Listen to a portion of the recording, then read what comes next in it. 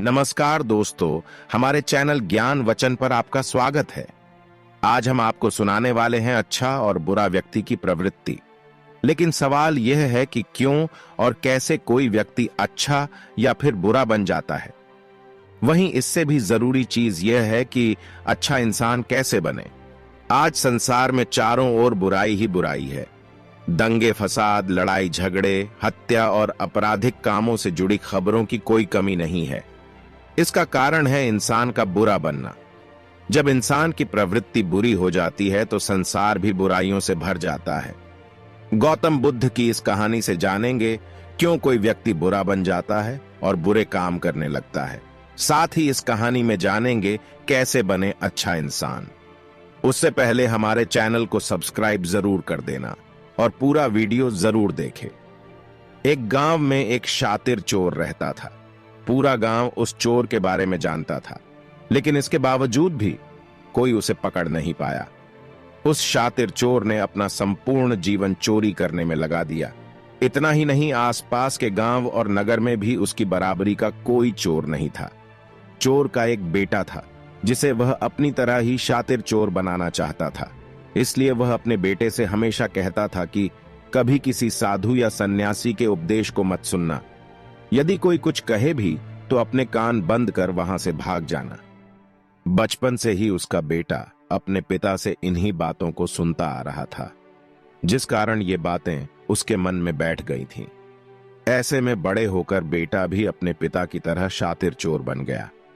एक दिन उसे बड़ा लालच आया और वह राजा के महल में चोरी करने के उद्देश्य से जाने लगा। तभी रास्ते में लोगों की भीड़ नजर आई।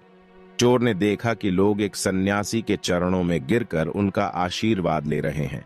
वो सन्यासी गौतम बुद्ध थे। चोर साधु सन्यासी से दूर रहता था क्योंकि उसे अपने पिता से यही सीख मिली थी। लेकिन भगवान बुद्ध को देख वह उनकी ओर आकर्षित हो गया। इसका कारण यह है कि पहली बार उसे किसी तेजस्वी व्यक्ति के दर्शन हुए थे। अचानक उसे पिता की बात याद आ जाती है कि साधु सन्यासियों से दूर रहना चाहिए। चोर असमंजस में रहता है कि वह सन्यासी के पास जाए या चोरी करने के लिए आगे बढ़ जाए। एकाएक उसके मन में यह प्रश्न आता है कि आखिर पिताजी क्यों साधु संतों से दूर रहने को कहते थे। इसका उत्तर जानने के लिए चोर भी लोगों के बीच बैठ जाता है और भगवान बुद्ध के उपदेश सुनने लगता है।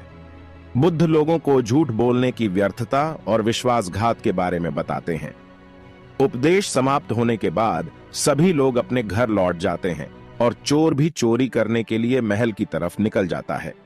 लेकिन पूरे रास्ते वह यही सोचता रहता है कि क्यों न एक बार उस सन्यासी के उपदेश में कही बातों को मानकर देखा जाए। इस तरह से वह चोरी करने के लिए महल की दीवार से कूदने के बजाय महल के द्वार से अंदर जाता है। उसे देख महल के द्वारपाल उसे रोकते हैं और भीतर जाने का कारण पूछते हैं।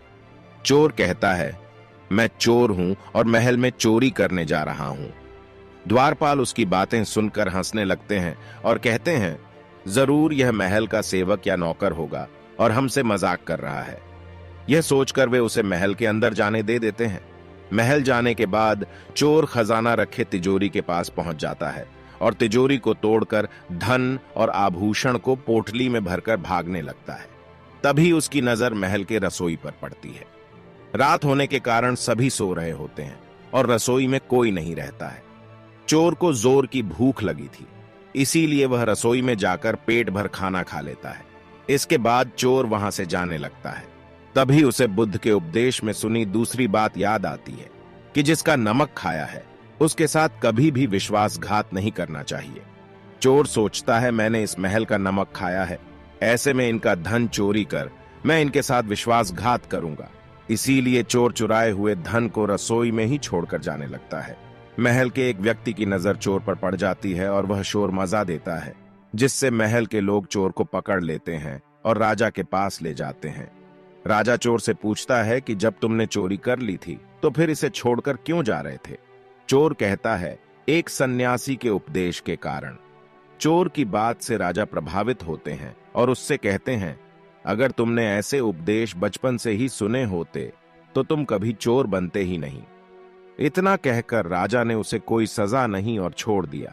लेकिन राजा ने उससे कहा कि एक बात याद रखना, सही संगत और सही उपदेश से ही व्यक्ति अच्छा इंसान बनता है। बचपन से ही गलत संगत और गलत उपदेश मिलने के कारण वह बुरा व्यक्ति बन जाता है। संगत और उपदेश व्यक्ति का जीवन बदल देता है।